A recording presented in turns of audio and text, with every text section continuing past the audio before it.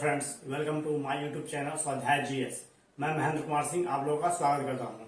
दोस्तों, मैंने आप लोगों को पिछले वीडियो में भारत के प्रमुख दर्रे के बारे में बताया था। तो दोस्तों, उस वीडियो में मैंने आप लोगों को बोला था कि यह पार्ट 1 रहेगा। दोस्तों, आज मेरा भारत के प्रमुख दर्रे में पार्ट 2 मैं लेकर आया हूँ। दोस्तों, मैं आप लोग बता दूं कि आप लोग देखेंगे पठार या पर्वत, तो उसके जो निचला भाग होता है ना, पठार या पर्वत के जो निचला भाग होता है उसी को क्या कहता है, उसी को दर्रा या घाटी कही जाती है। ठीक है, तो आप लोग समझ गए कि दर्रा या घाटी किसको कहते हैं। ठीक, अब हम लोग देखते हैं, उसमें हम लोग पढ़े थे बहुत सारे दर्रे पढ़े, जिसमें काराकोरम दर्रा पढ़े थे, फिर पढ़े थे क्या बोलते हैं सिरकिला दर्रा, बारनाचा दर्रा, ठीक है दोस्तों, नाथुला दर्रा, जलेपला दर्रा। तो उसी में दोस्तों हाल फिलहाल जो रेलवे के एनटीपीसी एग्जाम चल रहा है उसमें एक क्वेश्चन पूछा भी उससे कि कौन सा ऐसा दर्रा है जो जिससे भारत और चीन में जाने का मार्ग है। ठीक है दोस्तों, मैंने आप लोग बताया हूं, इसका आंसर होगा नाथुला दर्रा। ठीक है, अगर आप लोग नहीं देखे होंगे तो आप उससे जाकर देख सकते हैं। आप लोग प्ले लिस्ट में जाकर आप लोग जरूर देखिएगा। यदि दोस्तों आप लोग भारत प्रमुख दर्रे के पार्ट 1 और पार्ट 2 मैंने जितना आप लोग बताया, यदि आप लोग देख लेते हैं तो इतना गारंटी है कि आप लोग का एक भी क्वेश्चन बाहर नहीं जाएगा इससे।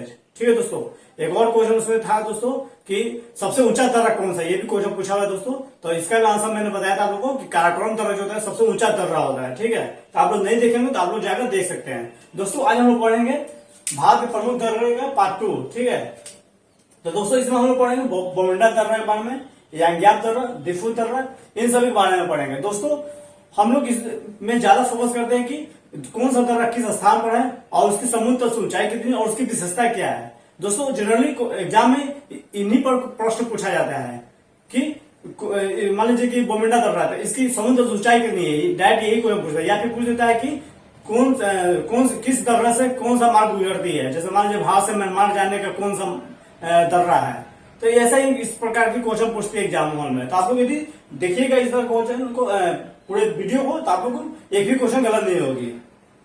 तो दोस्तों आप लोग टेंशन फ्री होकर मैं जितना बोलूंगा आप लोग उसे सिर्फ देखिएगा और याद करने की कोशिश कीजिएगा। मैं धीरे धीरे कर आप लोगों को बताऊंगा। आप लोगों को ध्यान से देखते हैं, ध्यानपूर्वक, तो आप लोगों को इतना गारंटी है कि आप लोगों को इस वीडियो के अंत तक सारे याद हो जाएंगे।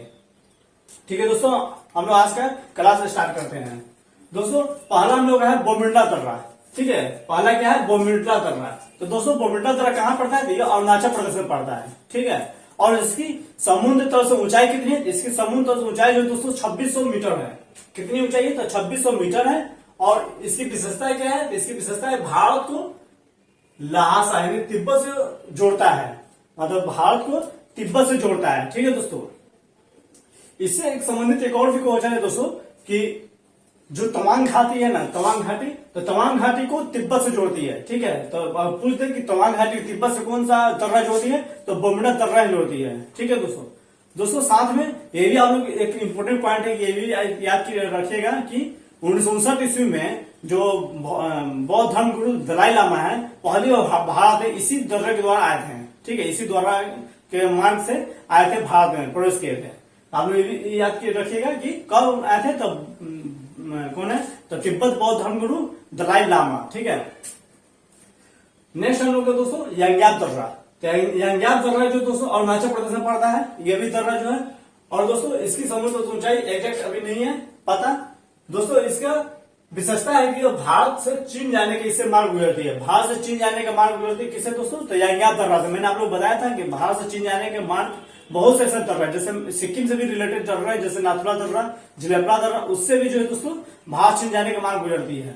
तो दोस्तों उसी क्रम में यांग्याप दर्रा से भारत से चीन जाने का मार्ग गुजरती है। ठीक है, तो आप लोग इसको ध्यान रखिएगा कि भारत से चीन जाने का मार्ग जो है दोस्तों कौन सी दर्रा से गुजरती है, तो यांग्याप दर्रा से गुजरती है। और यांग्याप दर्रा कहाँ पे है, तो यांग्याप दर्रा जो दोस्तों अरुणाचल प्रदेश में पड़ता है। ठीक है, और दोस्तों बोमिंडा दर्रा कहां पड़ती है, तो बोमिंडा दर्रा भी अरुणाचल प्रदेश में ही पड़ती है। ठीक है, नेक्स्ट हम लोग दोस्तों दिफू दर्रा। तो दिफू दर्रा जो है अरुणाचल प्रदेश में ही पड़ता है। ठीक, दिफू दर्रा कहां है, अरुणाचल प्रदेश में ही है। और इसकी भी जो ऊंचाई जो समुद्र से एग्जैक्ट पता नहीं है दोस्तों। और ये इसकी विशेषता है कि अरुणाचल प्रदेश को म्यांमार से जोड़ती है।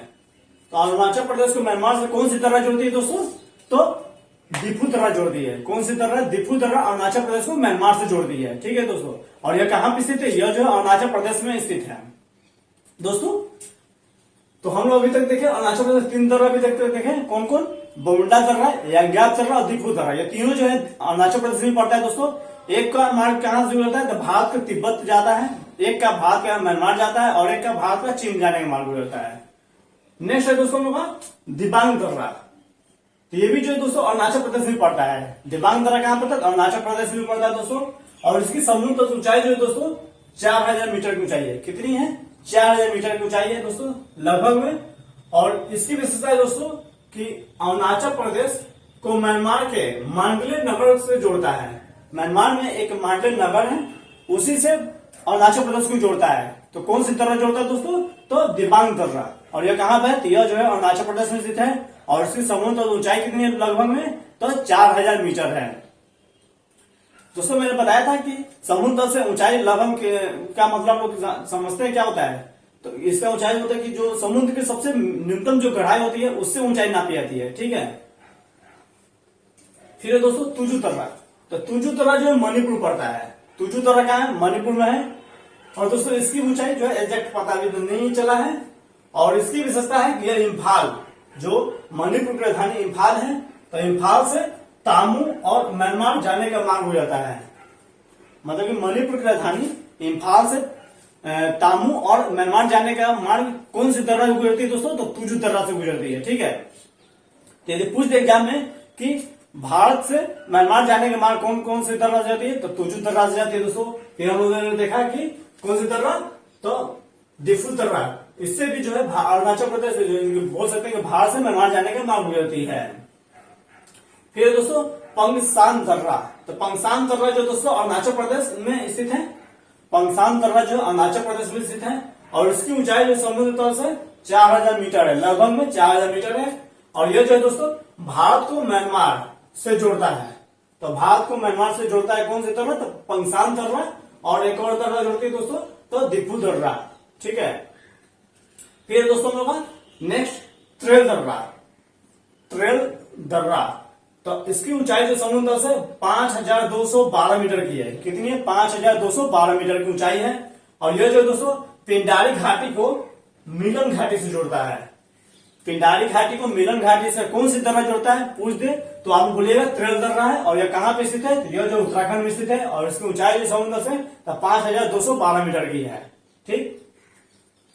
दोस्तों आप लोग यदि इस तरह से यदि आप लोग पढ़िएगा तो आसानी से आप लोग को सारे पॉइंट याद रहेगा और आप लोग एग्जाम हॉल में 100% सही करके आइएगा।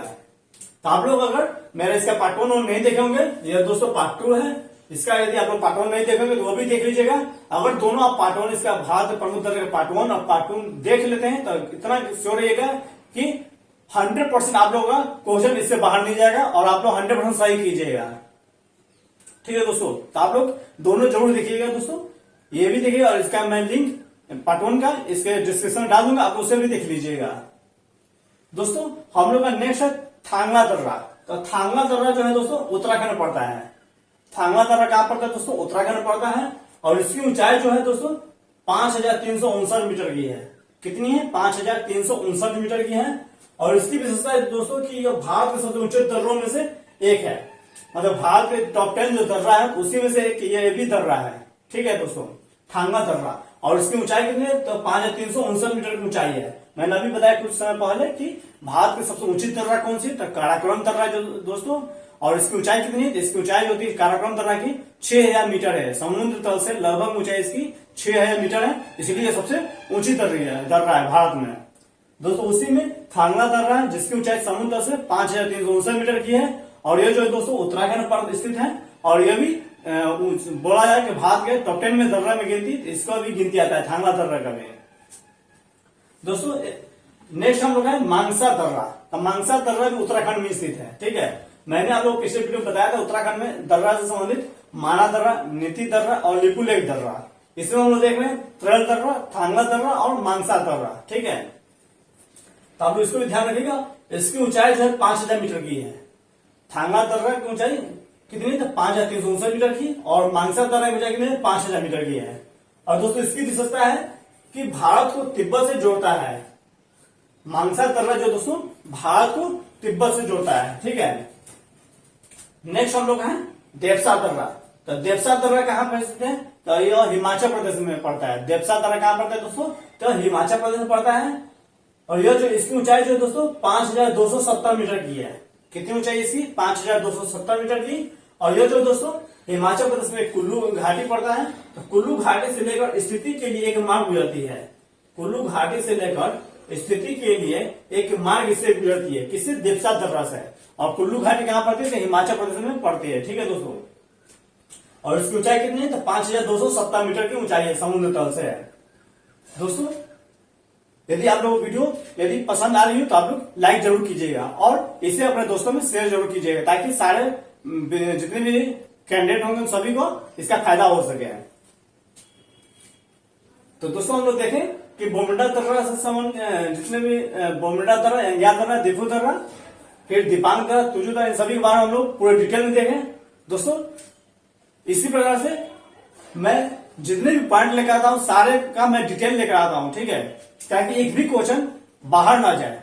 तो आप लोग जरूर कोशिश कीजिएगा कि मैं जितना बताऊं आप लोगों को, आप लोग एक नोट में आप इसे नोट्स कर लीजिएगा, नोटबुक या कॉपी में, और इसे मैं जैसे नोट कर देता हूं उसी प्रकार से आप लोग नोट कीजिएगा और उसी प्रकार से आप याद करने की चेष्टा कीजिएगा, ताकि आप लोगों को आसानी से याद हो सके। मैं जितना सरल होता है मैं उसी भाषा आप लोगों को याद करने की चेष्टा कराता हूं, ठीक है। तो आप लोग कोशिश कीजिएगा कि मैं जैसे जैसे बोलूंगा वैसे ही आप लोग उस प्रकार से याद कीजिएगा, तो आसानी से याद हो जाएगी। तो दोस्तों हम लोग देखें अभी देवसा दर्रा। तो देवसा दर्रा कहाँ पड़ता है? तो हिमाचल प्रदेश में पड़ता है दोस्तों। और इसकी ऊंचाई कितनी है समुद्र से? तो 5270 मीटर की ऊंचाई है। और इसकी विशेषता क्या है? तो इसकी विशेषता है दोस्तों कि यह हिमाचल प्रदेश के कुल्लू घाटी से स्थिति के लिए जाने के लिए मार्ग इससे गुजरता है, ठीक है। नेक्स्ट हम लोग अघिल दर्रा। कौन सी दर्रा? अघिल दर्रा।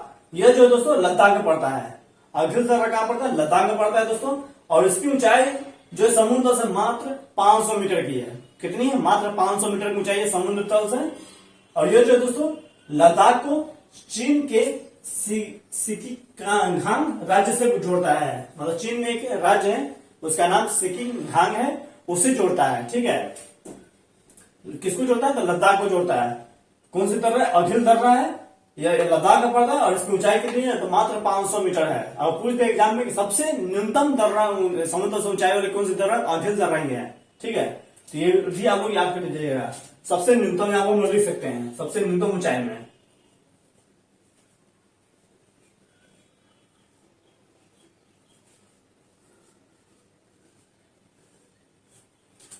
सबसे न्यूनतम ऊंचाई में कौन सी दर्रा? अघिल दर्रा है, ठीक है। और इसकी विशेषता क्या है? यह लद्दाख को चीन के सिकिगांग राज्य से जोड़ता है। नेक्स्ट हम लोग दोस्तों चांगला दर्रा। तो चांगला दर्रा कहां पड़ता है? तो यह भी लद्दाख में स्थित है।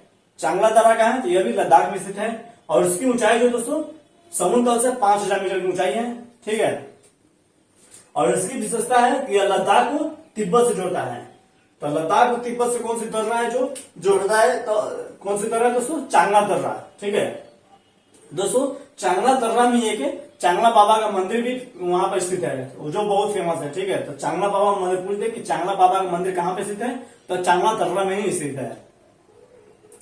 नेक्स्ट हम लोग दोस्तों लिखा पानी दर्रा। तो लिखा पानी दर्रा जो दोस्तों अरुणाचल प्रदेश में स्थित है और इसकी ऊंचाई जो समुद्र तल से 4000 मीटर की है, ठीक है। लिखा पानी दर्रा जो है अरुणाचल प्रदेश में स्थित है और इसकी ऊंचाई समुद्र से 4000 मीटर की है। और यह भारत को म्यांमार से जोड़ती है। भारत को म्यांमार से कौन सी दर्रा जोड़ती है दोस्तों? तो लिखा पानी दर्रा। तो हम लोगों ने देखा कि भारत को म्यांमार से जोड़ने वाली दर्रा में तो एक अरुणाचल प्रदेश से संबंधित दिफू दर्रा को देखें और फिर हम लोग देखें लिखा पानी दर्रा को। तो अरुणाचल प्रदेश में 2 दर्रे हैं जो भारत को म्यांमार से जोड़ती है। कौन कौन सी दर्रा है दोस्तों? तो दिफू दर्रा और लिखा पानी दर्रा। दिफू दर्रा ऊंचाई समुद्र से भी एग्जैक्ट पता नहीं है, लेकिन लिखा पानी दर्रा की ऊंचाई जो समुद्र से 4000 मीटर की है, ठीक है। हम लोगों ने देखा सबसे उच्चतम दर्रा तो काराकोरम दर्रा जिसकी ऊंचाई समुद्र से कितनी? 6000 मीटर की है। और सबसे न्यूनतम दर्रा जिसकी ऊंचाई समुद्र से मात्र 500 मीटर ही है। कौन सी दर्रा जो दोस्तों? तो अघिल दर्रा है, ठीक है। और वो कहाँ स्थित है? तो वो जो है लद्दाख में स्थित है। और काराकोरम दर्रा जो है दोस्तों वो जम्मू कश्मीर के लद्दाख में पड़ता है, ठीक है, लद्दाख में स्थित है।